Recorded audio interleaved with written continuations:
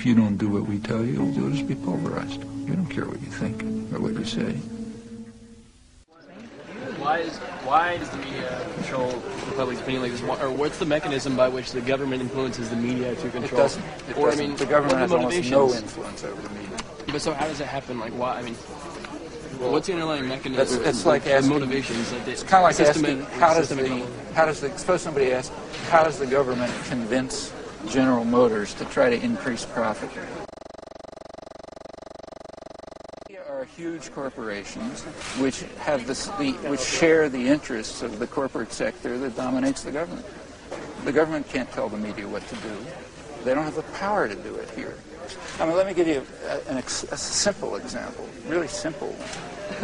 When the current Intifada started in the occupied territories, started on September 29th. Okay. On October 1st, 2 days later, Israel started using U.S. helicopters. There are no Israeli helicopters. They all come from here. Started using U.S. helicopters to attack civilian targets, apartment complexes and so on, killing and wounding dozens of people. That went on for 2 days. No Palestinian fire, just stone throwing from kids. On October 3rd, after 2 days of this, Clinton made the biggest deal in a decade to send military helicopters to Israel. The media here refused to publish it. To this day,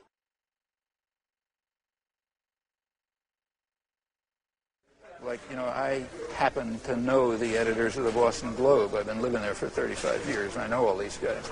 I actually went and talked to them, and they simply made it clear they're not going to publish it.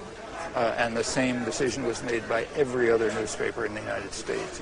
The government, literally every one. Somebody did a database search. The only reference to it in the country was a letter to the editor in Raleigh, North Carolina. Now, did the government tell them not to publish it? No. If it had told them not to, they probably would have published it just out of indignation. That happens to be an unusually narrow and easily identifiable case, but it generalizes.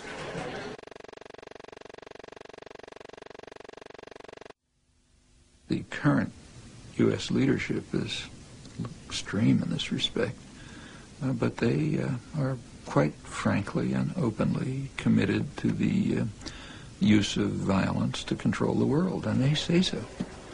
So, for example, when Prince Abdullah of Saudi Arabia was here a couple of weeks ago, he tried to persuade U.S. leaders to moderate their support for Israeli violence. And what Abdullah said is there's going to be an uprising in the Arab world. It would be really dangerous for your own interests, like oil.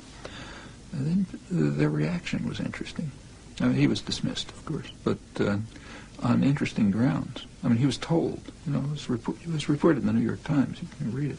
He was told, what they said is, look, just take a look at what we did to Iraq during Desert Storm. Now we're 10 times that strong. If you want to see how strong, take a look at what we just did in Afghanistan. That's what it's for, to show you what can happen to you if you raise your head. So if you don't do what we tell you, you'll just be pulverized. We don't care what you think or what you say. That's their attitude. And they say so, and it's evident in the actions. And it's not very good for the world, or for the people in the United States. Gandhi was once asked what he thought about Western civilization, and his answer was he thought maybe it would be a good idea. And you can say the same about capitalism. Maybe it would be a good idea. We've never had anything remotely resembling it, and the reason we haven't is powerful. The owning class would never permit it, because they know perfectly well that if capitalist institutions were established, it would destroy the economy in no time.